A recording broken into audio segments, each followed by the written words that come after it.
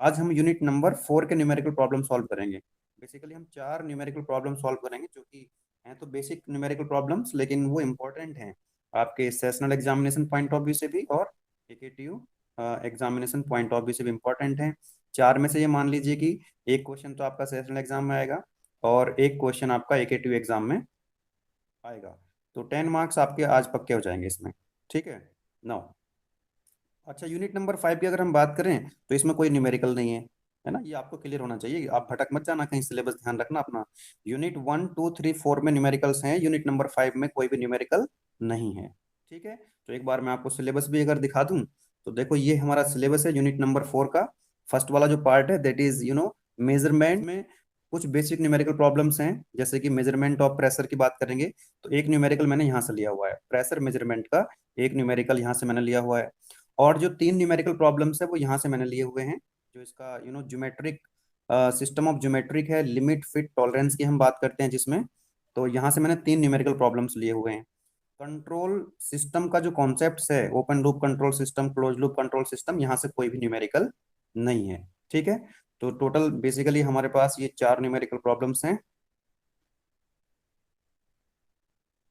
ये है हमारा numerical number 1, this is numerical number 2 and this is numerical number 3, this one. और last में ये तो हो गए 3 न्यूमेरिकल हमारे लिमिट फिट टॉलरेंस से। और एक और न्यूमेरिकल मैंने लिया है मेजरमेंट, प्रेशर मेजरमेंट से, मैनोमीटर हम लोगों ने पढ़ा हुआ है। तो ये 4 न्यूमेरिकल प्रॉब्लम्स हम लोग डिस्कस करेंगे। तो एक बार मैं आपको लिमिट फिट टॉलरेंस का एक बार बेसिक मैं आपको बताना चाहूंगा यहाँ पर। एक बार हम रिकॉल करेंगे का है। एक तो होता है नॉमिनल साइज। ये नॉमिनल साइज कौन सा होता है? जब हम किसी भी प्रोडक्ट की ड्राइंग बना रहे होते हैं उस समय जो साइज की बात करते हैं, दैट इज जो ड्राइंग में साइज स्पेसिफाई किया जाता है, that is nominal size. Basic size क्या होता है? Size of A part two which all limits of variations, जिसमें हमने अपर लिमिट लोअर लिमिट की बात करते हैं, तो वो जो टॉलरेंस होता है अपर लिमिट और लोअर लिमिट का जो डिफरेंस होता है, वेरिएशन होता है जो डायमेंशन में, वो हम अप्लाई करते हैं बेसिक साइज पे। एक्चुअल साइज कौन सा होता है? प्रोडक्ट बनने के बाद प्रोडक्ट की डायमेंशंस को जब हम मेजर करेंगे तो वो कहलाएगा उसका एक्चुअल साइज। ठीक है। ये डायग्राम हम लोगों ने देखे थे यहाँ पर। बेसिकली यहाँ पर हम बात करते हैं शाफ्ट एंड होल असेंबली की, है ना। 2 मेटिंग पार्ट्स होते हैं, एक शाफ्ट है और ये यहाँ पर है होल। ठीक है। तो आप सभी जानते हैं कि कोई भी प्रोडक्ट को जो एग्जैक्ट साइज का नहीं बनाया जा सकता। अगर मास प्रोडक्शन की मैं बात करता हूँ, मास प्रोडक्शन की अगर मैं बात करूं तो कुछ ना कुछ वेरिएशन होता है। बोलो यस और नो। एग्जैक्ट डायमेंशन के प्रोडक्ट नहीं बनाए जा सकते। अगर मान लीजिए आपको पर 1,000 शाफ्ट डिजाइन मैन्युफैक्चरिंग करनी है, 1,000 शाफ्ट। ठीक है। अब इसका बेसिक साइज मान लीजिए कितना है, 25 मिलीमीटर। तो 1,000 शाफ्ट का जो साइज होगा वो 25 मिलीमीटर हो नहीं सकता है। बोलो यस और नो। तो यहाँ पर कुछ ना कुछ वेरिएशन होगा, 5 प्लस और 25 माइनस, यानी कि जैसे कि मैंने पहले भी एग्जांपल बताया था आपको, 25.1 और 24.9, यानी कि जो डायमेंशन होंगी 25.1 से कम होनी चाहिए, 24.9 से ज्यादा होनी चाहिए। तो उस शाफ्ट को क्या कर लिया जाएगा, एक्सेप्ट कर लिया जाएगा, अदरवाइज वो स्क्रैप बन जाएगा, वेस्ट हो जाएगा। इसी तरह से होल की भी अपनी अपर लिमिट और लोअर लिमिट होती है। राइट। तो यहाँ पर हमने देखा कि 2 लिमिट्स होती हैं, एग्जाम में आ सकता है लिखने के लिए, अपर लिमिट और lower limit. 2 extreme permissible size होते हैं। One is largest permissible size of for a dimension is called upper limit, और हाई लिमिट और मैक्सिमम लिमिट। ठीक है। जो किसी भी पार्ट की, किसी भी प्रोडक्ट की जो लार्जेस्ट परमिसिबल साइज होता है, मैक्सिमम साइज होता है, उसको हम हाई लिमिट या मैक्सिमम लिमिट के नाम से जानते हैं। इसी तरह से उसकी एक स्मॉलेस्ट साइज होता है, उसको हम क्या कहते हैं, लोअर लिमिट और मिनिमम लिमिट। ये जो टर्म है यहाँ पर आप देखेंगे अलावेंस। अलावेंस क्या है? What is allowance? It is the minimum clearance. या तो ये मिनिमम क्लियरेंस होगा या होगा मैक्सिमम इंटरफेरेंस। क्या होगा? Maximum interference. अभी हम देखेंगे जब हम फिट की बात करते हैं, क्लियरेंस फिट या फिर ट्रांजिशन फिट या इंटरफेरेंस फिट, तो वहां पर हम क्या करते हैं, या तो हम निकालते हैं मिनिमम क्लियरेंस, क्या निकालते हैं, मिनिमम क्लियरेंस, या हम निकालते हैं मैक्सिमम क्लियरेंस, या फिर हम इंटरफेरेंस की बात करेंगे कि मिनिमम इंटरफेरेंस कितना हो सकता है और मैक्सिमम इंटरफेरेंस कितना हो सकता है। अलग अलग टाइप की फिट में हम इनकी बात करते हैं। तो ध्यान रखेंगे हम वहां पर कि मिनिमम क्लियरेंस जो है वो कहलाता है अलाउंस, या फिर मैक्सिमम इंटरफेरेंस कहलाता है अलाउंस, जो भी उस पर्टिकुलर फिट में आ रहा होगा, ठीक है। और ये इंटेंशनली दिया जाता है, इसमें ये जरूरी है इसको देना, ठीक है, इंटेंशनली ये दिया जाता है। नाउ आगे बढ़ते हैं, बाकी जब न्यूमेरिकल सॉल्व करेंगे तो सर आगे हम। हाँ बोलिए। सर जैसे मैक्सिमम इंटरफेरेंस तो हम ट्रांजिशन फिट में भी निकालते हैं और इंटरफेरेंस फिट में भी निकालते हैं, तो फिर यस किसका बिल्कुल। कंसिडर करेंगे?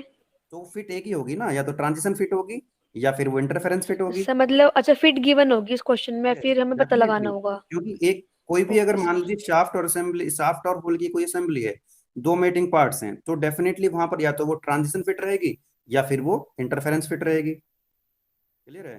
तो दोनों में वो अलग अलग है ना दोनों चीजें, एक टाइम में तो यस सर। एक ही बात करेंगे नाउ।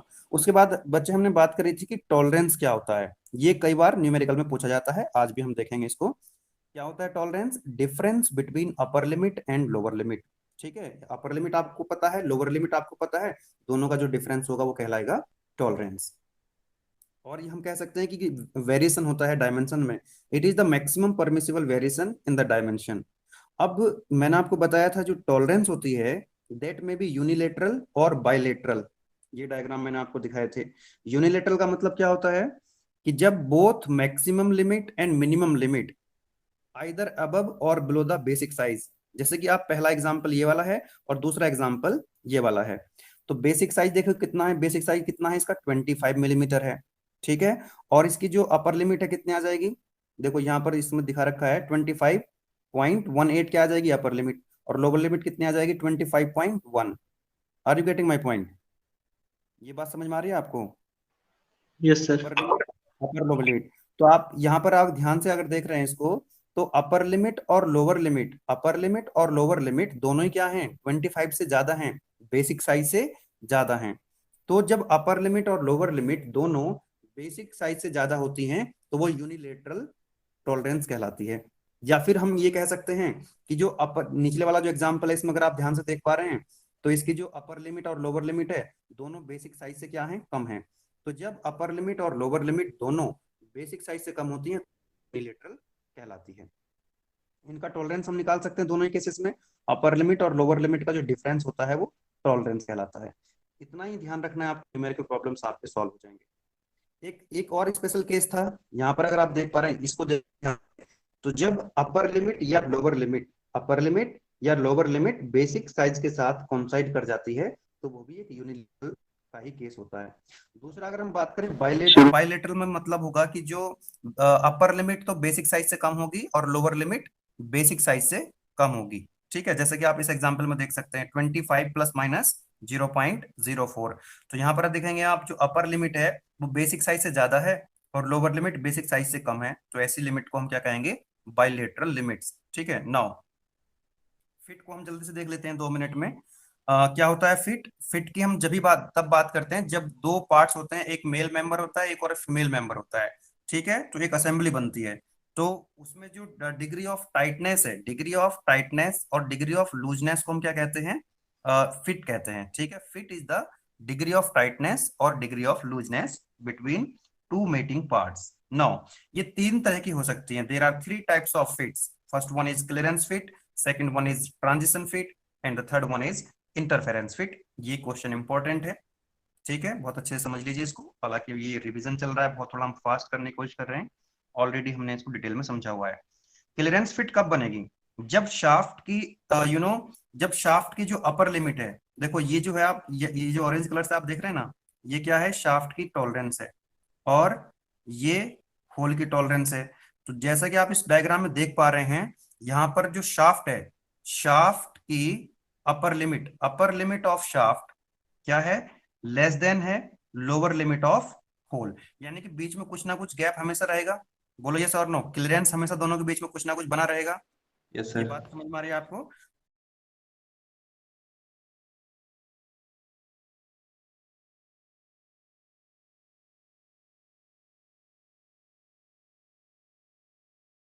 यहां पर देख लीजिए इस वाले डायग्राम को। जब अपर लिमिट शाफ्ट की लेस देन होती है lower limit of hole, shaft की अपर लिमिट, शाफ्ट की सॉरी हाँ, upper limit of shaft is less than the lower limit of hole. Shaft की जब अपर लिमिट होल की लोअर लिमिट से कम होगी तो वो क्लियरेंस फिट कहलाएगी। ध्यान रखें इस चीज में हम क्या कर सकते हैं, एक तो मैक्सिमम क्लियरेंस निकाल सकते हैं और मिनिमम क्लियरेंस निकाल सकते हैं। यहाँ पर हम इंटरफेरेंस की बात नहीं करेंगे। ये फॉर्मूले अगर आपको याद रहेंगे तो आप इजीली प्रॉब्लम को सॉल्व कर पाओगे। मैक्सिमम क्लियरेंस कितना हो जाएगा, upper limit of hole minus lower limit of shaft, जैसा कि आप डायग्राम में देख रहे हो, this is the maximum clearance. Minimum clearance कितना होगा, lower limit of hole minus upper limit of shaft, this one. Excuse me sir. हाँ बोलिए। सर इसमें हम वो भी निकाल सकते हैं ना, अलाउंस? हाँ बिल्कुल निकाल सकते हैं अलाउंस, डेफिनेटली निकाल सकते हैं। क्या बताया था मैंने मिनिमम आपको, clearance, allowance? Yes. Minimum clearance और मैक्सिमम इंटरफेरेंस। यस, तो यहां पर हम क्या निकालेंगे, इंटरफेरेंस तो नहीं है यहाँ पर, मिनिमम क्लियरेंस है। तो यहाँ पर जो मिनिमम क्लियरेंस होगा, बिल्कुल सही क्वेश्चन है आपका, जो मिनिमम क्लियरेंस होगा यहाँ पर वही क्या हो जाएगा, हमारा अलाउंस हो जाएगा। ठीक है, यहाँ पर जो मिनिमम क्लियरेंस होगा वही क्या होगा, हमारा अलाउंस होगा। ठीक है, नाउ तो बिल्कुल ये आप ध्यान रखें, जब क्लियरेंस फिट की हम बात कर रहे होंगे तो हम यहाँ पर मैक्सिमम क्लियरेंस निकाल सकते हैं, मिनिमम क्लियरेंस निकाल सकते हैं। दूसरी फिट आती है यहाँ पर ट्रांजिशन फिट। ट्रांजिशन फिट में क्या होगा, जब शाफ्ट की, देखो ध्यान से जरा, अपर limit of shaft, upper limit of shaft, shaft की जब अपर लिमिट ज्यादा होगी, ग्रेटर देन होगी किससे, lower limit of hole, hole की लोअर लिमिट से ज्यादा होगी शाफ्ट की अपर लिमिट, तो क्या कहलाएगी, ट्रांजिशन फिट कहलाएगी। इसमें हमको फोर्स लगाना पड़ेगा, हैमर से हमको फोर्स लगाना पड़ेगा, ये टाइट फिट होती है।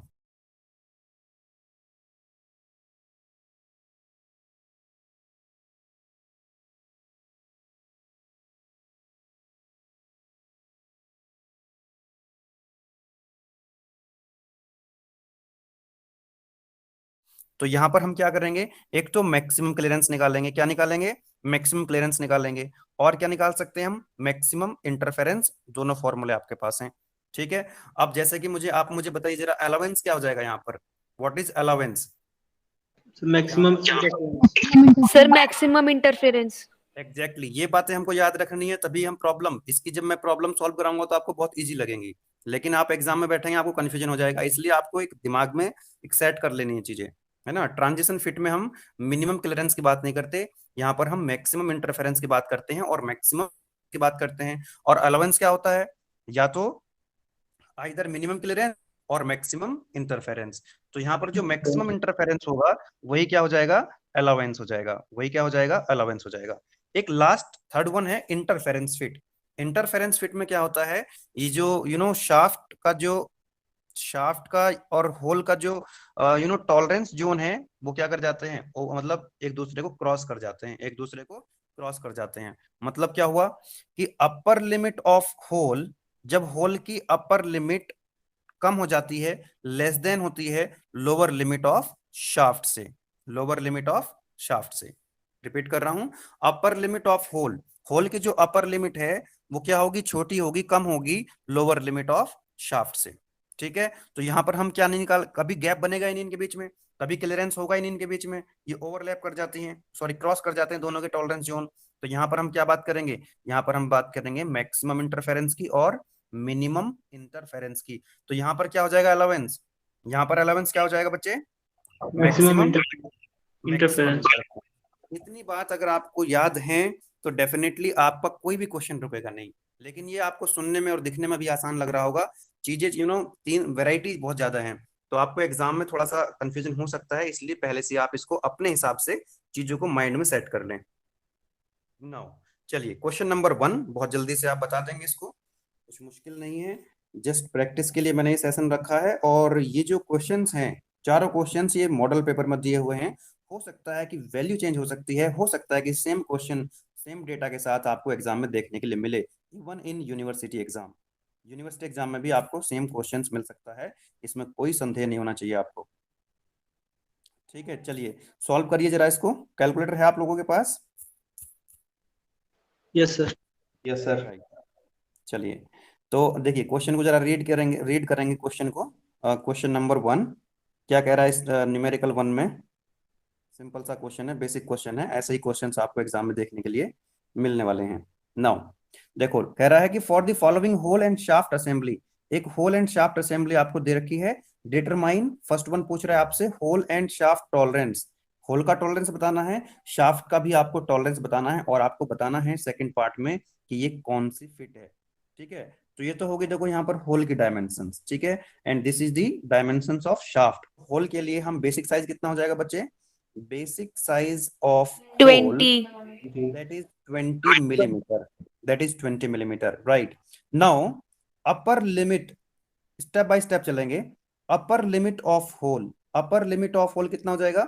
ये ऐड कर देंगे इसमें 0.025, तो कितना हो गया? 20.025 20.025. मिलीमीटर। इसी तरह से हम लोअर लिमिट ऑफ होल लिख सकते हैं। Lower limit of hole 20.000। बोलो यस और नो। कोई दिक्कत का विषय नहीं है, नो सर। कोई दिक्कत नहीं होनी चाहिए, राइट। नाउ तो हमसे क्या पूछा गया है? हमसे पूछा गया है कि जो होल है उसकी टॉलरेंस कितनी होगी। टॉलरेंस कितनी होगी? अंशिका आप बताइए जरा मुझे, मेरे को बताना है यहाँ पर tolerance. Tolerance of hole, hole की टॉलरेंस कितनी हो जाती है? Upper sir limit 0 of hole minus lower वैसे हम लिमिट। इसको लोअर लिमिट ऑफ होल, आप इस तरह से लिख करके आएंगे एग्जाम में। Now upper limit of hole कितना है? 20.025 minus lower limit of hole कितना है? 20.00। तो कितना हो गया बच्चे? टॉलरेंस कितना आ गया? 0.025। 0.025. 0.025 सभी का ये आंसर है, बताएं। Yes sir. यस इसमें कोई सर। दिक्कत नहीं है किसी को। Yes, इसी sir. तरह अपर लिमिट ऑफ शाफ्ट कितनी हो जाएगी बोलो?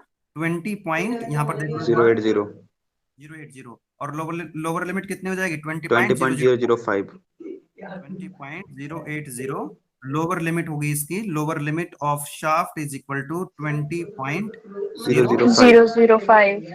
005 तो हम निकाल सकते हैं यहाँ से टॉलरेंस। टॉलरेंस किसके लिए? 0.075 0.075. क्या लिखेंगे हम यहाँ पर? Upper limit of shaft minus lower limit of shaft is equal to, ऐसे लिख करके आएंगे एग्जाम में, क्योंकि ये क्वेश्चन जो है हो सकता है 10 मार्क्स में आए, हो सकता है 10 मार्क्स में आए।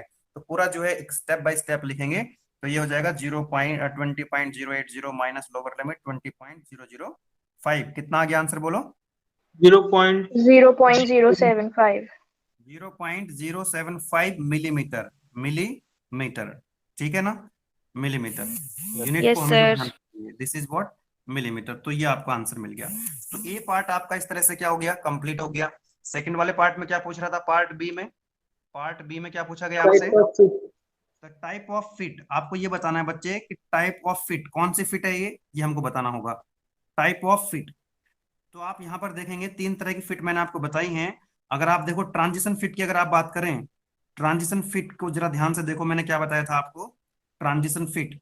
तो ट्रांजिशन फिट में क्या होता है? अपर लिमिट ऑफ शाफ्ट, शाफ्ट की जो अपर लिमिट होती है वो ग्रेटर देन होती है लोअर लिमिट ऑफ होल। तो शाफ्ट की जरा आप अपर लिमिट पे ध्यान दीजिए। शाफ्ट की अपर लिमिट, ये है शाफ्ट की upper limit, this one, this is the upper limit of shaft. 20.0 hole की लोअर लिमिट कितनी है बच्चे? 20.000. यानी इसका मतलब ये हुआ, इसका मतलब ये हुआ जो अपर लिमिट है शाफ्ट की, अपर लिमिट शाफ्ट की लोअर लिमिट ऑफ होल से ज्यादा है। इसका मतलब ये कौन सी फिट है बच्चे? This is what? ट्रांजिशन। कोई कंफ्यूजन है? ट्रांजिशन फिट, ऐसे आप लिख देंगे, इस तरह से आप लिख देंगे, तो ये हो गया आपका आंसर फिट। चलिए, कोई नहीं किसी को भी? No sir. ये भी क्वेश्चन थोड़ा सा बेसिक क्वेश्चन है। क्वेश्चन नंबर क्या कह रहा है? फॉर द फॉलोइंग सर ये तो हो जाएगा। कर लोगे आप सभी? इसकी बात करें। वाली बात तो करो। ये सर हो No, जाएगा, कोई sir. दिक्कत नहीं। सर पिछली बारी जैसे ही है। डायरेक्ट देखो, सुनो मेरी बात ध्यान से। अभी जिस तरह से हमने क्वेश्चन को किया है उसी तरह से करेंगे आप स्टेप बाय स्टेप। मैं इसके आंसर बता देता हूँ आपको, ठीक है? कुछ और चीजें यहाँ पर देखते हैं जो शायद मैंने आपको पहले नहीं बताई होंगी, जरा ध्यान समझेंगे।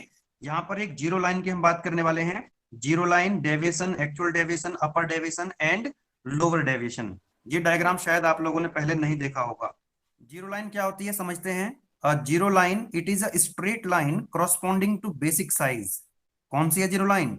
ये एक स्ट्रेट लाइन है corresponding to basic size. Basic size आप ऑलरेडी जानते हो। Now the the deviations are measured from this line. इसी लाइन से हम क्या करते हैं, डेविएशन को मेजर करते हैं। अब ये डेविएशन है क्या, ये समझ लीजिए। व्हाट इज डेविएशन, मैं डायग्राम से भी समझाऊंगा अभी अभी तो आप मेरे को बस ध्यान से सुने, अभी डायग्राम में दिखाऊंगा ये सारी लाइन। डेविएशन क्या होता है, it is the algebraic difference, it is what, algebraic difference between a size actual maximum ETC, इनका डिफरेंस है, and corresponding to basic size. It is the algebraic difference between maximum size to corresponding basic size. Diagram से आपको ये समझ में आ जाएगा, चिंता नहीं करनी है। एक्चुअल डेविएशन क्या है, it is the algebraic difference between actual size and corresponding basic size. अब एक्चुअल साइज क्या होता है आप सभी जानते हैं, जब हम किसी कंपोनेंट की, प्रोडक्ट की, जब हम डायमेंशंस को जब मेजर करते हैं, वही क्या होती है, उसकी एक्चुअल वैल्यू होती है। नाउ एक्चुअल साइज होता है। ये अपर डेविएशन क्या है, it is the algebraic difference, it is the algebraic difference between maximum size and basic size. Basic size और मैक्सिमम साइज का जो डिफरेंस होता है वो कहलाता है अपर डेविएशन। क्या कहलाता है, अपर डेविएशन। तो लोअर डेविएशन क्या होगा फिर, it is the algebraic difference between minimum size and basic size. Minimum size और बेसिक साइज का जो डिफरेंस है वो है लोअर डेविएशन। अगर मैक्सिमम साइज और बेसिक साइज का हम डिफरेंस लेंगे तो क्या हो जाएगा, अपर डेविएशन हो जाएगा। ये डेफिनेशंस आपको लिखने के लिए आ सकती हैं। जरा डायग्राम पे फोकस कीजिए, जरा डायग्राम पर फोकस कीजिए, ध्यान से थोड़ा सा आपको समझना पड़ेगा कंसंट्रेशन के साथ। This is the hole and this is shaft. Now आपको जो ग्रीन कलर की लाइन आप देख पा रहे हैं, क्या आपको ग्रीन कलर की लाइन दिख रही है इसमें, this is the basic size. Yes sir. Yes, sir. Yes, sir. इस बहुत ध्यान से समझना पड़ेगा आपको। ये बेसिक साइज है और दोनों के लिए कॉमन है, शाफ्ट के लिए भी और होल के लिए भी, शाफ्ट के लिए भी और होल के लिए भी। जो ग्रीन कलर से आप लाइन देख रहे हैं ये रिप्रेजेंट कर रही है इसके बेसिक साइज को, बेसिक साइज को। नाउ आप ध्यान से ऊपर, पहले आप जरा शाफ्ट फोकस कीजिए, इस डायग्राम पे फोकस करेंगे पहले, इस डायग्राम पे। तो देखो ये लिखा हुआ है अपर डेविएशन। क्या बताया था, अपर डेविएशन बेसिक साइज और मैक्सिमम साइज का जो डिफरेंस होता है, क्या उसको बोलते हैं अपर डेविएशन। अभी मैंने बताया था आपको, बोलो यस और नो। मैक्सिमम साइज और बेसिक साइज यस का जो सर। एल्जेब्रिक डिफरेंस है, ठीक है। अब बेसिक साइज कहां पर है, ये जो रेड कलर की जो वर्टिकल लाइन आप देख रहे हैं ना, यही तो बेसिक साइज, यही तो इस लाइन को दिखा रही है। मैंने क्या बताया था आपको अभी, जीरो लाइन। क्या बताया था मैंने, बेसिक साइज के करस्पॉन्डिंग जो एक स्ट्रेट लाइन है वो जीरो लाइन कहलाती है। तो क्या यही जीरो लाइन है, क्या यही जीरो लाइन है जहां से हम क्या करते हैं, डेविएशन को मेजर करते हैं। मैं रिपीट कर रहा हूं, जीरो लाइन क्या है बच्चे, what is zero line. Zero line है बेसिक साइज के करस्पॉन्डिंग जो स्ट्रेट लाइन होती है, और इसी जीरो लाइन से हम क्या करते हैं, डेविएशन को मेजर करते हैं। बात कर रहे थे हम यहाँ पर अपर डेविएशन की, तो अपर डेविएशन क्या था, मैक्सिमम साइज और बेसिक साइज का डिफरेंस। तो ये तो हो गया, देखो आपका basic size, this is what, ये जो स्ट्रेट लाइन देख रहे हैं आप रेड कलर की, ये तो हो गया आपका बेसिक साइज। और मैक्सिमम साइज शाफ्ट का कितना हो सकता है बच्चे, यही तो होगा मैक्सिमम साइज यहां तक, ये देखो लिखा हुआ है यहाँ पर, ये हो गया आपका मैक्सिमम साइज शाफ्ट का, ठीक है। और ये हो गया बेसिक साइज रेड कलर की लाइन। तो इन दोनों का जो बीच का डिफरेंस है ये क्या कहलाएगा, अपर डेविएशन। क्या ये बात क्लियर है आपको, मैक्सिमम यस साइज सर। और Yes, sir. बेसिक साइज का डिफरेंस अपर डेविएशन है। लोअर डेविएशन मैंने क्या बताया था आपको, Yes, sir. मिनिमम साइज और बेसिक साइज का एल्जेब्रिक डिफरेंस। बोलो यस और नो। मिनिमम साइज कितना होगा, देखो ये है minimum size, this is minimum size, shaft का मिनिमम साइज ये हो सकता है और बेसिक साइज ये है। तो इनका जो डिफरेंस है, ये वाला डिफरेंस, दिस वन, ये क्या कहलाएगा, लोअर डेविएशन। बताओ क्लियर है क्या आपको ये बात, Yes, sir. यस और नो। Yes sir. राइट। अब देखो एक चीज और यहाँ पर लिखी हुई है, फंडामेंटल डेविएशन। कौन सा डेविएशन, फंडामेंटल डेविएशन। तो फंडामेंटल डेविएशन यहाँ पर ये दिखाया हुआ है, तो ये कौन सा है, ये कौन सा डेविएशन है बच्चे, ये वाला, क्या यही डेविएशन है, बोलो यस और नो। यहाँ पर आप दो Maximum डेविएशन की बात कर रहे हैं, एक अपर डेविएशन और एक लोअर डेविएशन, एक अपर डेविएशन और एक लोअर डेविएशन। आप मुझे ये बताइए जरा, बेसिक साइज के जीरो लाइन के पास में कौन है, which is nearest to the basic size, which is nearest to the, fundamental deviation. नहीं दोनों में से, अपर Upper डेविएशन और लोअर deviation. डेविएशन बताओ। Upper Sir, upper. Deviation, upper deviation और लोअर डेविएशन में से कौन सा ज्यादा पास है, lower Which one is- deviation. No upper बच्चे, deviation sir. Upper deviation. Upper deviation, ये देखो दो डेविएशन है, अपर डेविएशन लोअर डेविएशन, अपर और लोअर। जीरो लाइन के पास में कौन सा है दोनों में से? तो अपर डेविएशन क्या है, बेसिक साइज के ज्यादा पास है, और वही सर हो जाएगा कैसे? Fundamental deviation. ये देखो गैप कितना है, ये कितना, ये कम गैप है। ये देखो, ये यहां से देख लो कौन सा पास में है बेसिक साइज के, ये गैप कम है कि नहीं है, और ये वाला गैप बढ़ गया है। अपर डेविएशन का गैप ज्यादा है, upper deviation sorry lower deviation ज्यादा है। लोअर डेविएशन क्या है, अपर डेविएशन से ज्यादा है। ठीक है, तो फंडामेंटल डेविएशन इनमें से ही होगा, या तो अपर डेविएशन होगा या फिर लोअर डेविएशन होगा, which is nearest to the basic size, which is nearest to the zero line. मैंने शायद लिखा होगा यहाँ पर, यस दिस वन, देखो ये लिखा हुआ है what is fundamental deviation, this is the deviation either upper deviation और lower deviation which is nearest one to zero line. जो जीरो लाइन के पास होगा, करीब होगा, वो क्या कहलाएगा, फंडामेंटल डेविएशन कहलाएगा। लोअर या फिर अपर डेविएशन में जो भी जीरो लाइन के पास में होगा वो क्या कहलाएगा, फंडामेंटल डेविएशन कहलाएगा, होल के लिए भी और शाफ्ट के लिए भी। बताओ क्लियर है क्या अभी ये बात आपको? Yes sir. है ना। तो यहाँ पर जो जीरो लाइन है, जो बेसिक साइज है, ये वाली जो जीरो लाइन है रेड कलर की, इसके पास में कौन सा है, अपर डेविएशन है, तो यही क्या हो जाएगा हमारा फंडामेंटल डेविएशन। अब इसी तरह से अगर ये बात आपको समझ में आ गई है तो आपको होल के लिए भी सेम चीज है। देखो इधर, यहाँ पर देखो जरा, ये हो गया आपका रेड कलर वाली तो कॉमन है, बेसिक साइज वाली लाइन है, जीरो लाइन है, यहीं से हम क्या करते हैं, डेविएशन को मेजर करते हैं। तो ये तो हो गया इसका देखो मिनिमम साइज, ये हो गया मिनिमम साइज होल का, और ये हो गया होल का मैक्सिमम साइज। अब मुझे बताओ जरा, मैक्सिमम साइज और बेसिक साइज का जो डिफरेंस होता है क्या होता है, वो अपर डेविएशन होता है। बोलो अपर इसको। डेविएशन। तो देखो ये है आपका मैक्सिमम साइज और ये हो गया बेसिक साइज। तो बेसिक साइज और मैक्सिमम साइज का डिफरेंस तो यही होगा। तो आप देख पा रहे हैं ना, डायग्राम में साफ साफ दिख जाएगा आपको, ये हो गया अपर डेविएशन आपका। और मैंने आपको बताया जो जो मिनिमम साइज होता है और बेसिक साइज होता है, उसका जो डिफरेंस होता है वो क्या होता है, लोअर डेविएशन होता है। राइट। अब आप जरा मुझे ये बता दीजिए बच्चे, यहाँ पर फंडामेंटल डेविएशन कौन सा होगा, लोअर या upper deviation? Sir lower sir deviation. Lower deviation होगा। यहाँ पर लोअर डेविएशन जो है बच्चे, लोअर डेविएशन जो है वो जीरो लाइन के ज्यादा पास है। लोअर डेविएशन क्या हो जाएगा, यहाँ पर जो लोअर डेविएशन है वो क्या हो जाएगा, फंडामेंटल डेविएशन। देखो ये वाला दिस वन। ठीक है, क्लियर है ये बात आपको, फंडामेंटल डेविएशन क्या होता है, लोअर डेविएशन क्या होता है, अपर डेविएशन क्या होता है? क्लियर है ना, आपको दिक्कत का विषय नहीं है, ये डेफिनेशंस लिखने के लिए आएंगी। और इसका जो मैंने आपको दिया हुआ है मॉडल पेपर दिया हुआ है, शायद उसमें ये क्वेश्चंस दे रखे होंगे आप, है ना, डेविएशन के बारे में बात हुई होगी। चलिए, है ना, ये क्लियर है। लास्ट इसका जो सेकंड लास्ट क्वेश्चन है ये है, बेसिक साइज कितना है इसका, बेसिक साइज कितना है, बेसिक साइज 40 mm। नाउ क्या पूछ रहा है आपसे, मैक्सिमम एंड मिनिमम क्लियरेंस पूछ रहा है, मैक्सिमम एंड मिनिमम क्लियरेंस पूछ रहा है, टॉलरेंस पूछ रहा है शाफ्ट और होल पर, अलाउंस भी पूछ रहा है, टाइप्स ऑफ फिट पूछ रहा है। तो चलिए फर्स्ट वाले पार्ट को जल्दी से सॉल्व करते हैं। मेरे को बताएंगे, कौन बताएगा मुझे, Ashish, are you there? Ashish? Yes sir. हाँ, आप मुझे बताइए मैक्सिमम और मिनिमम क्लियरेंस कैसे निकालेंगे, मैक्सिमम और मिनिमम क्लियरेंस हम कैसे निकालते हैं?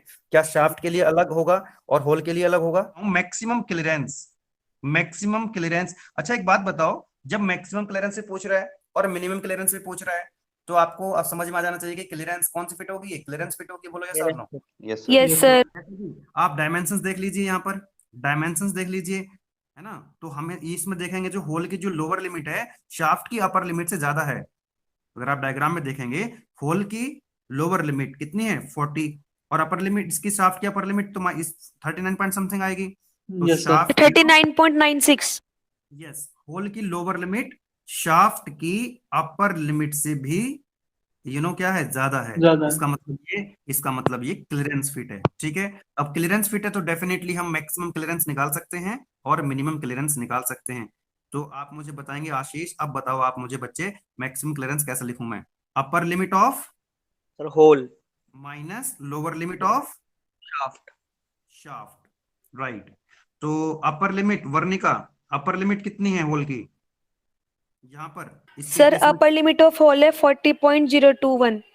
021 right, minus lower limit of hole कितनी हो जाएगी? सर लोअर लिमिट है 39.92। 39.920। 92। डेसिमल के बाद कितनी डिजिट तक लिखेंगे? 3 डिजिट तक लिखेंगे, अच्छा रहेगा, क्योंकि सभी में सर क्या लिखा हुआ है? 925 आ रही है फिर तो। सर 925 आ रही है फिर तो। हाँ 3 डिजिट तक लिखेंगे राइट, 9 ओके। नाउ तो 5 कितना आंसर आ गया हमारा? Maximum clearance, maximum clearance 0 point कितना आ रहा है बोलो? Maximum clearance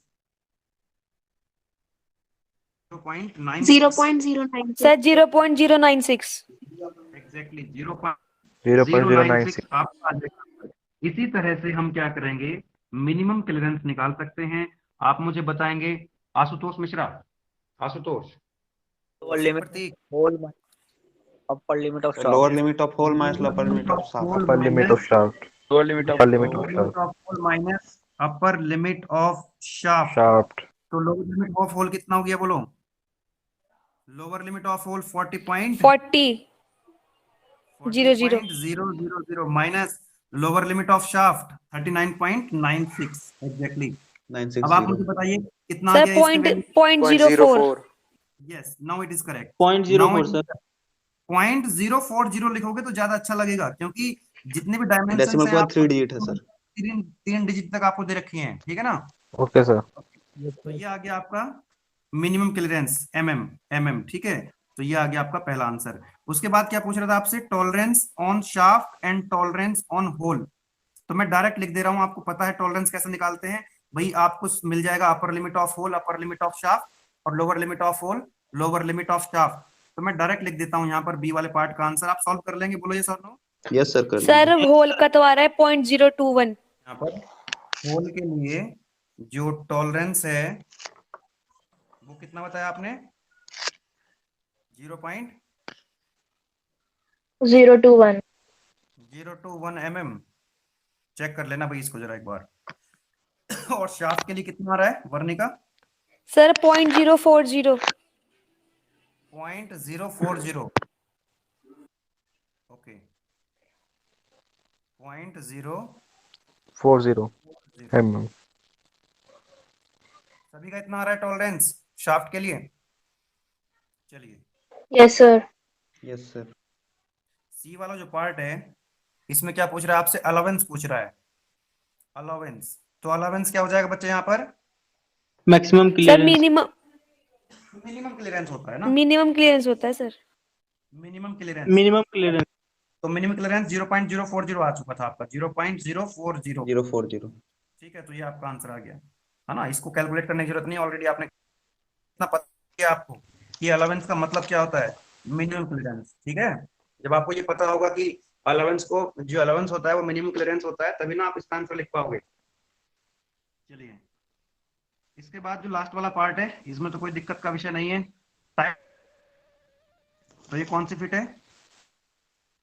Clearance. Clearance fit है क्लियरेंस। मिनट है सर। ना, इसमें तो कोई डाउट नहीं है। लास्ट क्वेश्चन पे आ जाते हैं। Yes, sir. Last question measurement of pressure से है। सिंपल यूट्यूब मैनोमीटर का क्वेश्चन है, अच्छा क्वेश्चन है। Simple U tube manometer, simple U tube manometer. इसके लिए थोड़ा सा मैं आपको एक डायग्राम और दिखाऊंगा यहाँ पर, दिस वन है ना। इसका बेसिक मैं आपको बता देता हूँ। तो यहाँ से आपके दो क्वेश्चंस तैयार होने वाले हैं। इस क्वेश्चन से एक तो ये न्यूमेरिकल आपका तैयार हो जाएगा 10 मार्क्स का। इसी के साथ साथ आपको ये पता लग जाएगा कि मैनोमीटर से हम प्रेशर को कैसे मेजर करते हैं, मैनोमीटर की हेल्प से हम प्रेशर को कैसे मेजर कर सकते हैं। आपने पढ़ा हुआ है बच्चे, एक तो होता है एटमॉस्फेरिक प्रेशर, बोलो यस और नो, और Yes, एक होता है sir. एक आपने पढ़ा होगा गेज प्रेशर, और एक आपने पढ़ा होगा एब्सोल्यूट प्रेशर। इस तरह का एक डायग्राम आपने देखा होगा, मैंने बताया था आपको। इस तरह का एक डायग्राम आपने देखा होगा। ये मान लीजिए जीरो प्रेशर है यहाँ पर, इसके ऊपर एटमॉस्फेरिक प्रेशर जो प्रेशर होता है क्या कहते हैं उसको हम लोग? Atmospheric pressure. बोलो यस और नो। एटमॉस्फेरिक प्रेशर से ऊपर जब हम प्रेशर मेजर करते हैं, क्या वही गेज प्रेशर कहलाता है? बोलो यस और Yes. नो। उसी को हम गेज प्रेशर कहते हैं। जैसे मैंने आपको बताया था, जो आप अपनी गाड़ी के जो टायर्स हैं उसमें जो हवा भरवाते हो, गेज प्रेशर होता है। ये एग्जांपल मैंने दिया था आपको उस समय। तो एटमॉस्फेरिक प्रेशर को हम कंसिडर नहीं करते, क्योंकि हर जगह एटमॉस्फेरिक प्रेशर है। एटमॉस्फेरिक प्रेशर से जब हम ऊपर प्रेशर मेजर करते हैं तो वो क्या कहलाता है? गेज प्रेशर कहलाता है। गेज प्रेशर कहलाता है। नाउ अगर हम एटमॉस्फेरिक प्रेशर से कम प्रेशर की बात करें, एटमॉस्फेरिक प्रेशर से कम प्रेशर की बात करें तो वो क्या कहलाता है बच्चे? Vacuum pressure. बोलो यस और नो? वैक्यूम। जब Yes, sir. एटमॉस्फेरिक प्रेशर कम हो जाता है तो क्या बोलते हैं हम उसको? वैक्यूम प्रेशर कहते हैं। क्या कहते हैं उसको? बताइए, पता है इस बात का आपको? यस और नो? क्लियर है ये बात यस आपको? सर। या फिर पता है, आप एक सर। चीज और ध्यान रखें, एटमॉस्फेरिक प्रेशर से ऊपर जाओगे तो वो गेज प्रेशर है, और एटमॉस्फेरिक प्रेशर से जब नीचे जाओगे तो वो क्या है? Vacuum vacuum pressure. प्रेशर है। और इसी को Vacuum. हम निगेटिव गेज के नाम से भी जानते हैं। निगेटिव गेज प्रेशर के नाम से भी जाना जाता है इसको। वैक्यूम प्रेशर यानी कि एटमॉस्फेरिक प्रेशर से जब कम होता है तो उसको हम निगेटिव गेज के नाम से भी जानते हैं। निगेटिव गेज के नाम से भी जानते हैं। बोलो यस और नो? Yes, sir. ध्यान रखेंगे न्यूमेरिकल को सॉल्व करने के लिए। ठीक है, न्यूमेरिकल को जब हम सॉल्व करेंगे तो इस बात का ध्यान रखेंगे। चलिए ठीक है। नाउ अच्छा, एब्सोल्यूट Sir. प्रेशर कितना होता है? एब्सोल्यूट प्रेशर भाई जो आपका एटमॉस्फेरिक प्रेशर है और गेज प्रेशर है, इनका जो सम होता है वो क्या हो जाता है? एब्सोल्यूट प्रेशर हो जाता है। बोलो यस और नो? तीनों प्रेशर आपको पता लगे न्यूमेरिकल से पहले। अब आप मुझे बताइए, हमने बात कर ली यहाँ पर कौन से प्रेशर की? गेज प्रेशर की। तो गेज प्रेशर को मेजर करते हैं हम लोग। देखो गेज प्रेशर भी दो तरह के हो गए, एक पॉजिटिव गेज और एक नेगेटिव गेज। नेगेटिव गेज को हमने क्या कहा? Vacuum pressure. और जो पॉजिटिव वाला है उसको नॉर्मल हमने बोला गेज प्रेशर। तो ये जो आप मैनोमीटर देख रहे हो यहाँ पर, ये एक मैनोमीटर लगा हुआ है, ये एक मैनोमीटर लगा हुआ है। तो ये दोनों मैनोमीटर्स क्या करेंगे? प्रेशर को मेजर करेंगे किसी पाइपलाइन के अंदर। ये कोई पाइपलाइन है, ये कोई पाइपलाइन है। इस पाइपलाइन का आपको क्या करना है? प्रेशर मेजर करना है। तो आप ये लगा देंगे मैनोमीटर, ये आपको बता देगा प्रेशर। कौन सा प्रेशर बताएगा बच्चे?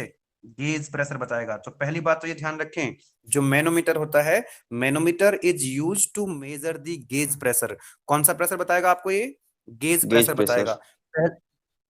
पहले वाले डायग्राम में और दूसरे वाले डायग्राम में क्या फर्क आपको दिखाई दे रहा है? पहले वाले सर एक में डायग्राम हाइट में ज्यादा, एक में हाइट कम है लिक्विड का। एक में हाइट ज्यादा और एक में हाइट कम है। ओके, बाकी लोगों को क्या डिफरेंस नजर आ रहा है? बाकी लोगों को क्या डिफरेंस नजर आ रहा है दोनों डायग्राम्स में? देखो इधर यहाँ पर देखो, जो इसमें जो इसके अंदर जो ब्लैक ब्लैक कलर का आप देख रहे हैं ना, फ्लूइड भरा हुआ है, ये क्या है? मरकरी है। इसके अंदर क्या है? ये मरकरी। दोनों के अंदर क्या भरी हुई है? मरकरी भरी हुई है बच्चे। ठीक है, तो यहाँ पर अगर आप देखेंगे, यहाँ पर ये वाला जो पाइप है ये पूरा का पूरा इधर खाली हो गया है। ठीक है, ये पाइप ये क्या हो गया? खाली हो गया है। और यहाँ पर देखेंगे ये पाइप के अंदर मरकरी ऊपर तक भरी हुई है, मरकरी ऊपर तक भरी हुई है। तो पहले वाला जो डायग्राम है ये हम इस मैनोमीटर से मेजर करेंगे गेज प्रेशर को। दूसरे वाला जो डायग्राम है इससे हम मेजर करेंगे वैक्यूम प्रेशर को। यानी कि मतलब क्या हुआ? एटमॉस्फेरिक प्रेशर की वैल्यू कितनी होती है अप्रोक्सीमेट 1 बार? बोलो यस और no? Yes sir. Yes sir. Yes right. Atmospheric pressure अगर मैं आपसे कह रहा हूं बच्चे यहाँ पर कि 2 बार है, 2 बार का मतलब क्या हुआ? कि एटमॉस्फेरिक प्रेशर से ज्यादा है। अगर मैं आपसे कहूँ 0.3 बार है, 0.3 बार, तो 0.3 बार क्या हो जाएगा? वैक्यूम प्रेशर हो जाएगा, वैक्यूम प्रेशर। है ना? तो कई बार क्या होता है, पाइप के अंदर जो फ्लूइड भरा होता है जिसका हमको प्रेशर मेजर करना है, पाइप के अंदर, इस पाइप के अंदर जो प्रेशर है मान लीजिए वो एटमॉस्फेरिक प्रेशर से ज्यादा है, जिसको हम क्या बोलते हैं? गेज प्रेशर कहते हैं। तो इसका प्रेशर अगर आप मेजर करोगे तो इस तरह की डिवाइस होगी। इसमें क्या हो रहा होगा ध्यान से समझ लीजिए। फर्स्ट वाले डायग्राम की मैं बात कर रहा हूं, अगर ये बात आपको समझ में आती है तो न्यूमेरिकल आपका सॉल्व हो जाएगा। न्यूमेरिकल आपका सॉल्व हो जाएगा। बताइए जरा यहाँ पर कितना प्रेशर है, क्योंकि यहाँ पर हम गेज प्रेशर को मेजर करेंगे तो इसका प्रेशर एटमॉस्फेरिक प्रेशर से ज्यादा रहेगा कि नहीं रहेगा? पाइपलाइन के अंदर इस फ्लूइड का प्रेशर, इस फ्लूइड का प्रेशर अगर हम मेजर करना चाहते हैं तो उसका सर प्रेशर ज्यादा होगा।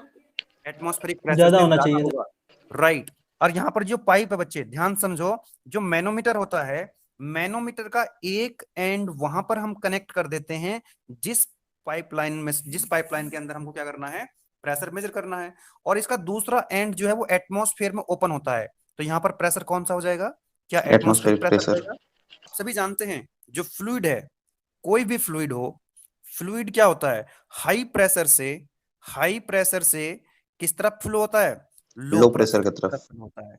कोई भी फ्लूइड फ्लो होता है from high pressure to low pressure, पूरी दुनिया जानती है, पूरी दुनिया इस बात को जानती है कि कोई भी फ्लूइड हाई प्रेशर से लो प्रेशर की तरफ फ्लो होगा। जरा पहले वाले डायग्राम पे फोकस करेंगे, पहले वाले डायग्राम पे फोकस करेंगे। भाई यहाँ का प्रेशर ज्यादा है, यहाँ का प्रेशर कम है, इधर का प्रेशर कम है, क्योंकि ये एटमॉस्फेरिक प्रेशर है और यहाँ पर एटमॉस्फेरिक प्रेशर से ज्यादा गेज प्रेशर है। तो क्या आप मुझे बताइए, ये जो इसके अंदर मरकरी भरी हुई है यूट्यूब मैनोमीटर के अंदर, जब यहाँ का प्रेशर ज्यादा है तो क्या करेगा, यहाँ पर जो मैनोमेट्रिक फ्लूइड है ये फॉल हो जाएगा और इधर की तरफ राइज हो जाएगा। बोलो यस और नो। इधर की तरफ जो प्रेशर है, जो फ्लूइड है, ये जो फ्लूइड है जिसका प्रेशर ज्यादा है, ये क्या करेगा, मरकरी को पुश करेगा और मरकरी का जो लेवल है वो डाउन हो जाएगा इधर की तरफ। लेफ्ट वाली लिम्ब में क्या होगा, डाउन हो जाएगा, फॉल हो जाएगा, और इधर वाली जो लिम्ब है उस तरफ राइज कर जाएगा। वो समझ में आती है कि नहीं आती है? क्योंकि यहाँ का Yes, sir. Pressure. Yes sir. बाकी लोग भी बताएं भाई, ये बात समझ में आ रही है कि आप लोगों को? Yes, sir. क्योंकि यहाँ Yes, sir. यहाँ का जो प्रेशर है वो एटमॉस्फेरिक प्रेशर से ज्यादा है। तो एक समय के बाद, इक्विलिब्रियम के बाद क्या होगा, दोनों का प्रेशर बराबर हो जाएगा। इस लाइन का प्रेशर बराबर भी हो और इस जाएगा। लाइन का प्रेशर भी बराबर हो जाएगा। इसी तरह से अगर मान लीजिए यहाँ पर जो प्रेशर है ये क्या है, ये एटमॉस्फेरिक प्रेशर से कम है, यानी कि इसके अंदर वैक्यूम प्रेशर है। अच्छा आप मुझे बताओ जरा, यहाँ का प्रेशर कम है और यहाँ का एटमॉस्फेरिक ये ज्यादा है, तो इस बार क्या होगा, ये पाइपलाइन इधर की तरफ जो है, जो मरकरी इसके अंदर भरी हुई है, क्या राइज हो जाएगी इधर की तरफ, ये लेवल जो है इधर की तरफ बढ़ेगा। बोलो यस और नो। यहाँ Yes, पर sir. Yes, ये sir. बात समझ में आ रही है आपको? मैं फाइनली कंक्लूड कर रहा हूँ इसको। देखो, गेज प्रेशर को अगर आपको मेजर करना है, गेज प्रेशर मेजर करना है, यहाँ का प्रेशर ज्यादा है तो ये क्या होगा, इस तरह से ये इधर की तरफ राइज होगा। जबकि हम वैक्यूम प्रेशर को मेजर करना चाहते हैं, यहाँ पर एटमॉस्फेरिक प्रेशर से कम है, तो जो मरकरी है वो इधर की तरफ फ्लो होगा, इधर की तरफ चढ़ जाएगा, राइज करेगा। बोलो ये बात क्लियर है क्या? Yes, sir. अब आप मुझे एक बात बताइए यस जरा, सर। हाइड्रोस्टैटिक लॉ आपने पढ़ा होगा, P इज इक्वल टू कितना होता है, P is equal to rho G H. बोलो यस Rho और no. GH. Rho into G into H. अब क्योंकि मरकरी जब फॉल हो रही होगी एक साइड से, दूसरी तरफ राइज हो रही होगी। भाई ये जो ट्यूब है, एक तरफ क्या हो रही, फॉल हो रही होगी, और दूसरी तरफ उतना क्या होगा, राइज हो रहा होगा। तो एक समय थोड़ी देर के बाद ये कब तक राइज होती रहेगी, जब तक दोनों साइड का प्रेशर बराबर ना हो जाए। बोलो क्लियर है क्या ये बात? जब तक दोनों साइड का प्रेशर बराबर ना हो जाए तब तक तो फॉल और राइज होगा मरकरी लेवल का। बोलो यस और नो। तो हम क्या करेंगे, इस तरह की कोई भी प्रॉब्लम जब आएगी तो आप क्या करेंगे, एक ये होती है ये वाली, इसको बोलते हैं लेफ्ट लिम्ब, इसको बोलते हैं राइट लिम्ब, दोनों का प्रेशर क्या कर देंगे, बराबर कर देंगे। दोनों का प्रेशर क्या कर देंगे, बराबर कर देंगे। चलो इसमें एक क्वेश्चन बनवा दीजिए जरा मुझे को। प्रेशर जरा यहाँ पर क्या लिख सकता हूँ, मान लो यहाँ का जो प्रेशर है वो कितना है, ये पॉइंट बी है ना, पॉइंट बी पर हमको प्रेशर मेजर करना है, तो मान लीजिए प्रेशर हो गया पीबी, तो मैं लिखूंगा यहाँ पर पीबी प्लस यहां से यहां तक की हाइट कितनी है, H1, और इसके अंदर जो फ्लूइड भरा हुआ है उसकी डेंसिटी कितनी है, रो1, और ये मरकरी इसके अंदर इसकी डेंसिटी अलग होगी, मान लो रो2, तो मैं क्या लिख पाऊंगा, पीबी प्लस रो1 जी H1। क्लियर है क्या ये बात आपको? प्लस उसके बाद इक्वल टू आ जाएगा, भाई ये तो हो गया लेफ्ट वाले लिम्ब का प्रेशर। बोलो यस और नो। इसका प्रेशर कितना हो गया, PB plus rho G H, density कितनी है इस फ्लूइड की, रो1, और जी इंटू H1, हाइट कितनी है H1, इक्वल टू क्या लिखूंगा मैं, रो जी रो टू जी H2। बोलो यस और नो। मतलब लेफ्ट वाली लिम्ब और राइट वाली लिम्ब का क्या कर देंगे हम, प्रेशर को बराबर कर देंगे। तो यहां से आपको इस प्रेशर की वैल्यू मिल जाएगी बी पॉइंट पर पाइप के अंदर, कितना आ जाएगा, जी इंटू रो2 H2 माइनस रो1 H1। बोलो ये बात क्लियर है क्या? यस ये बात सर। समझ में आई आपको? इसी तरह से आप इसके लिए इक्वेशन लिख सकते हैं क्या बच्चे, इस वाले के लिए, वैक्यूम प्रेशर के लिए। मान लो यहाँ पर कितना प्रेशर है, पीबी, ध्यान समझना, क्वेश्चन सॉल्व हो गया आपका। पीबी कितना प्रेशर है, पीबी, ओके। नाउ जो पहले वाला इसके अंदर जो फ्लूइड भरा हुआ उसकी डेंसिटी कितनी मान ली हमने, रो1 जी, हाइट कितनी है H1, ये हाइट कितनी है H1। इसके बाद प्लस प्लस करेंगे क्योंकि लेफ्ट वाले लिम्ब में हाइट H2 है इसकी, क्योंकि ये राइज हो गया था ऊपर की तरफ मरकरी, लिखेंगे रो2 जी H2 इक्वल टू कितना लिखें, बोलो राइट वाली लिम्ब में कितना प्रेशर है, राइट वाली लिम्ब में कितना प्रेशर है, जीरो। Zero, exactly zero. हो गया आपका काम। तो यहां से देखिए आपको पीबी की वैल्यू मिल जाएगी, कितना आ जाएगा, पीबी माइनस में आएगा कि नहीं आएगा, इधर ले जाओ इसको, यस सर। कॉमन ले लो, तो ये हो जाएगा आपका रो1 H1 प्लस रो2 H2। बोलो यहाँ पर प्रेशर आएगा वो माइनस आएगा कि नहीं आएगा? Yes sir. अरे जब माइनस आएगा, आने भी तो चाहिए माइनस, क्योंकि ये वैक्यूम प्रेशर है, ये नेगेटिव गेज है ना, ये कौन सा प्रेशर है, नेगेटिव गेज, तो इसलिए माइनस में आ रहा है, इसीलिए ये माइनस में आ रहा है। बोलो ये सर बात हाँ बोलिए। सर जैसे हमने गेज प्रेशर की तो वो देख ली वर्किंग, मतलब किस किस तरह काम करता है ये। सर वैक्यूम प्रेशर में क्या लिख के आएंगे हम? वैक्यूम प्रेशर में क्या लिख, ये एक ही चीज तो है, मैनोमीटर जो है, manometer is use to measure the gauge pressure. Gauge अब प्रेशर। यस, तो गेज प्रेशर भाई, जो ये गेज प्रेशर है, ठीक है, एटमॉस्फेरिक प्रेशर से जब ज्यादा प्रेशर है तो उसको गेज प्रेशर कह रहे हैं। अगर एटमॉस्फेरिक प्रेशर से कम प्रेशर है वो भी गेज प्रेशर ही है बच्चे, लेकिन वो क्या है, वो नेगेटिव साइड है, तो जिसको हम दूसरा नाम वैक्यूम प्रेशर है। दोनों एक है, दोनों में ही हम गेज प्रेशर को मेजर करते हैं, लेकिन एक में हम कह सकते हैं पॉजिटिव गेज, एक में कह सकते हैं हम नेगेटिव गेज। नेगेटिव गेज को ही हम वैक्यूम प्रेशर के नाम से जानते हैं। ठीक है, ओके सर। चलिए ठीक है, तो हम अब क्वेश्चन सॉल्व करके सेशन को खत्म करते हैं यहीं पर।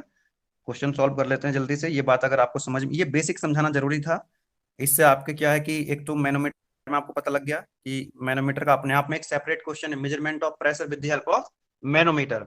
एक तो वो आपका क्वेश्चन रेडी हो गया यहाँ से, और एक आपका ये क्वेश्चन सॉल्व हो जाएगा। और इस तरह के जितने होंगे सारे क्वेश्चन आप सॉल्व कर सकते हो। करना क्या है आपको, लेफ्ट वाली लिम्ब और राइट वाली लिम्ब के अंदर प्रेशर को इक्वेट कर देना है, और कुछ नहीं करना है। देखो क्वेश्चन के अंदर क्या बोल रहा है, read the problem statement carefully. क्या कह रहा है क्वेश्चन के अंदर, A simple U-tube manometer containing mercury is connected to a pipe in which a fluid of specific gravity। अब specific gravity हम लोगों ने ऑलरेडी पढ़ा हुआ है, स्पेसिफिक ग्रेविटी हमने ऑलरेडी पढ़ा हुआ है। क्या होता है specific gravity, that is equal to ratio of density and density of standard fluid. ठीक है, अगर लिक्विड है तो वाटर की डेंसिटी। नाउ आगे क्या कह रहा है आपसे, हैविंग अ वैक्यूम प्रेशर। इसके अंदर जो पाइप है ना, ये पाइपलाइन है, इसके अंदर क्या है, वैक्यूम प्रेशर है। कौन सा प्रेशर है, वैक्यूम प्रेशर है, पहले उसने बोल दिया है। ठीक है ना, आगे कह रहा है the another end of manometer is open to the atmosphere. जो मैनोमीटर का ये दूसरा एंड है, पहला एंड तो कहाँ कनेक्ट है, पाइप से, दूसरा एंड कहाँ पर ओपन है, एटमॉस्फेयर में ओपन है। Now find the vacuum pressure. इसके अंदर आपको वैक्यूम प्रेशर फाइंड आउट करना है। यू नो पाइप के अंदर वैक्यूम प्रेशर आपको बताना होगा। If the difference of mercury level in the two limbs is 40 centimetre. यहाँ पर ये जो हाइट आपको दी हुई है, दिस हाइट जिसको आपने H2 लिखा था अभी, वो 40 सेंटीमीटर है। और आगे कह रहा है height of the fluid in the left tube. Left tube में फ्लूइड की हाइट दे रखी है, कितनी दे रखी है, 15 सेंटीमीटर। दिस वन इज 15, यानी कि जिसको आपने H1 कहा था, जिसको आपने H1 कहा था। ठीक है, चलिए सॉल्व कर लेते हैं इसको जल्दी से।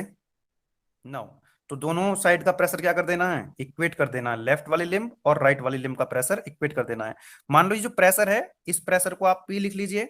This pressure is P plus ρ1 GH1 plus ρ2 GH2।